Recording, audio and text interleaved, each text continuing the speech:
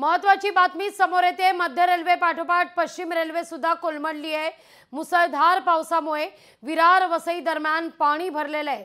वसई विरार दरम्यान स्थानिक रेल्वे सेवा बाधित आहे। पुढील आदेश येईपर्यंत वसई विरार परिसरात लोकल सेवा बंदच राहतील। आपत्कालीन प्रसंगी कृपया 1512 अर्थात 1512 या संपर्क क्रमांकावर संपर्क साधण्याचं आवाहन करण्यात येत आहे। मुंबईची लाईफलाईन ठप्प झालेली आहे। मध्य रेल्वे पाठोपाठ हार्बर रेल्वे सेवा सुद्धा बाधित आहे। तर वसई विरार दरम्यान रुळावर पाणी साचण्यास सुरुवात झाल्यानं याही दरम्यान पश्चिम रेल्वे चालवली जाणार नाहीये। या दरम्यान या स्थानकादरम्यान पश्चिम रेल्वे बंद असेल। अधिक माहिती घेण्याकरता थेट जाऊया आपल्या प्रतिनिधी भाग्यश्री प्रधान आचार्य यांच्याकडे। भाग्यश्री, या ठिकाणी मध्य आणि हार्बर रेल्वे पाठोपाठ आता पश्चिम रेल्वे देखील बाधित होताना दिसतेय। वसई विरार लोकल सेवा बंद आहे। नक्कीच खरं तर लागली आपण बघतोय की मध्य रेल्वे सुरुवातीला बंद झाली, नंतर हार्बर रेल्वे देखील बंद झाली आणि आता त्या पाठोपाठच पश्चिम रेल्वेची देखील बंद झाल्याची माहिती आहे। वसई विरारच्या ट्रॅकमध्ये पाणी साचलेलं आहे। जर पश्चिम रेल्वेचा विचार केला तर, त्याचबरोबर जर मध्य रेल्वेचा विचार केला तर कुर्ला, सायन, माटुंगा या आणि दादर या संपूर्ण परिसरात ट्रॅकवर पाणी साचलंय। तर हार्बरमध्ये देखील चुनाभट्टी असेल किंवा कुर्ला साईडचं स्टेशन असेल तिथे पूर्ण पाणी साठलेलं आहे। त्यामुळे ट्रेन ज्या आहेत त्या एकाच ठिकाणी थांबवण्यात आलेल्या आहेत आणि पूर्णतः सेवा बंद करण्यात आलेली आहे, अशी ऑफिशियल माहिती, अधिकृत माहिती रेल्वे प्रशासनाकडून देण्यात येते। खरं तर कालपासून त्यांनी गाड्या कशा सुरळीत चालू राहतील यासाठी अत्यावश्यक ते सगळे प्रयत्न केले, मात्र कुठेतरी या सगळ्याची शक्यता होती जी सकाळपासून आपण वर्तवत होतो। आणि आता आपण जर बघतोय तर तिन्ही सेवा ज्या आहेत रेल्वेच्या, जी लाईफलाईन म्हटली जाते मुंबईची, तीच आता बंद झालेली आहे। पश्चिम रेल्वे खरं तर सगळ्यात उशिरा बंद होते, एक्स्ट्रीम लेवलला ती बंद केली जाते। मात्र आता जर बघितलं तर वसई आणि विरार या ट्रॅकमध्ये पाणी साठल्यामुळे तो जो रूट आहे तो पूर्णतः बंद केलेला आहे।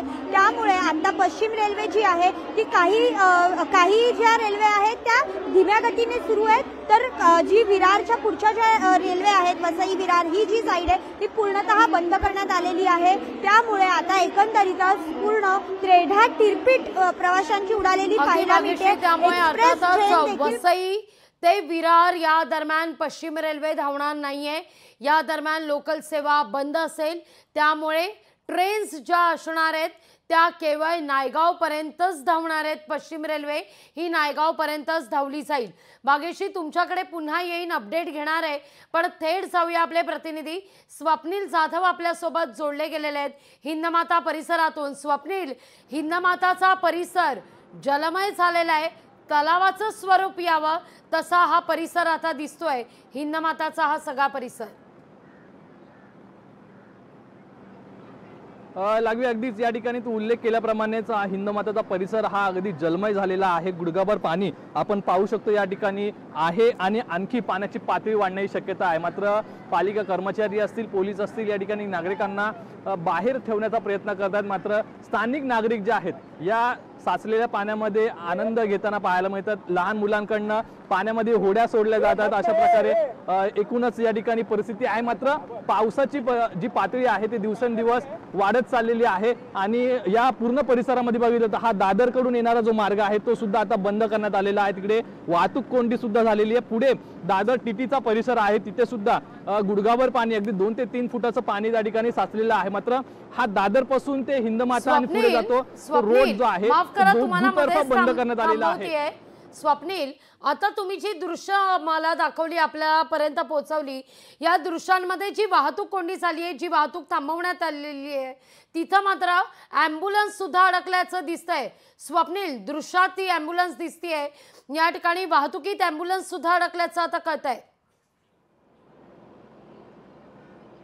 नक्कीच मी कॅमेरामॅनला सांगेल त्या ठिकाणी जी वाहतूक कोंडी आहे ती दाखवण्याचा प्रयत्न करेल। एकूणच जी खरं तर चुनाभट्टी बाजूला जाणारी जी या ठिकाणी रस्ता आहे आणि दुसरा म्हणजे दादरकडून मुंबईकडे जाणारा जो रस्ता आहे त्या भागात ही ॲम्ब्युलन्स आपल्याला पाहायला मिळते ज्या ठिकाणी वाहतूक कोंडीमध्ये अडकली आहे। मुंबईमध्ये अनेक ठिकाणी पाणी साचल्यामुळे वाहतूक कोंडीतून या रुग्णवाहिकेला सुद्धा वाट करून जावी लागते। एकीकडे मुख्य रस्ते हे बंद असल्यामुळे आड मार्गाने जे उपनगरमधले जे रस्ते आहेत किंवा एकूण आतले सर्व्हिस रोड जे आहेत, या सर्व्हिस रोडचा वापर ॲम्ब्युलन्स असेल किंवा इतर छोट्या वाहनांसाठी करण्यात येतोय। मात्र या ठिकाणी आणखी पुढे जर बघितलं तर स्थानिक नागरिक जे आहेत ते वाट काढतच या पाण्यातून जाताना पाहायला मिळतात। खरं तर गुडघाभर पाणी आहे, या पाण्यामध्ये आजार पसरणारे अनेक विषाणू सुद्धा आहेत। मात्र या ठिकाणी स्थानिक नागरिक जे आहेत ते पाण्याचा आनंद लुटतात। मात्र मुंबईमध्ये पुढील 2 ते 3 तास आणखी पाऊस पडण्याची शक्यता आहे। भरतीचा वेळ आहे, त्यामुळे पाण्याची पातळी वाढते। या ठिकाणी मोठमोठे जे केंद्र आहेत, म्हणजे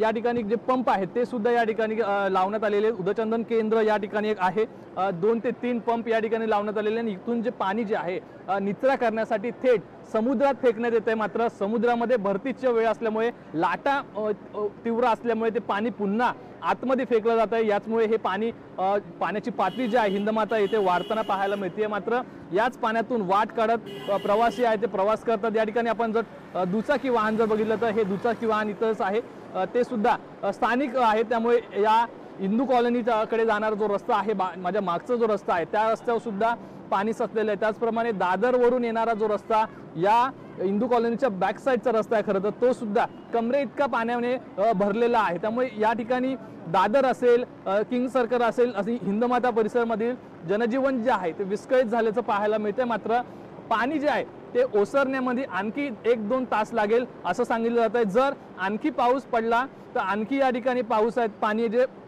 भरण्याची शक्यता आहे। काही स्थानिक आपल्यासोबत आहेत, त्यांचे संवाद साधू। काल रात्री सुद्धा पाणी साचलं होतं, काय सांगाल? पाणी साचलेलं आहे, काल रात्री सुद्धा मोठ्या पाणी जे ते साचलं होतं? हो, इथे खूप जास्त पाणी साचलेलं आहे आणि जे पाहिजे तेवढं म्हणजे गव्हर्नमेंटचा अवेअरनेस नाही आहे, कॅम्पेनिंग नाही आहे। म्हणजे काही ना काही NDRF टीम वगैरे काही ना काही फॅसिलिटी पाहिजे, पण तेही पूर्ण नाही आहे।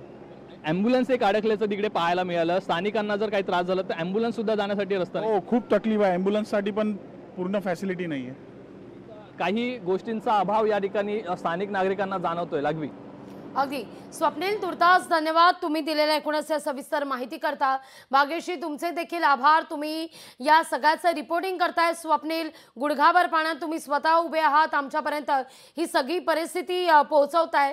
तुम्ही देखील काळजी घेऊन हे रिपोर्टिंग करा, कारण मुंबईत खड्डे आहेत, त्यामुळे अनेक ठिकाणी पाणी साचल्यामुळे त्याचा अंदाज येत नाहीये। कॅमेरामॅनला सुद्धा अर्थातच या सगळ्या संदर्भात खबरदारी घेऊन या सगळ्याचं रिपोर्टिंग आमच्यापर्यंत पोहोचवण्याची विनंती करा। तुर्तास तुमच्या दोघांचेही आभार। भाग्यश्री आणि स्वप्नील, तुम्ही दिलेल्या एकूणच या सविस्तर माहिती लोकशाही मराठी ऐका, पहा, जागरूक रहा।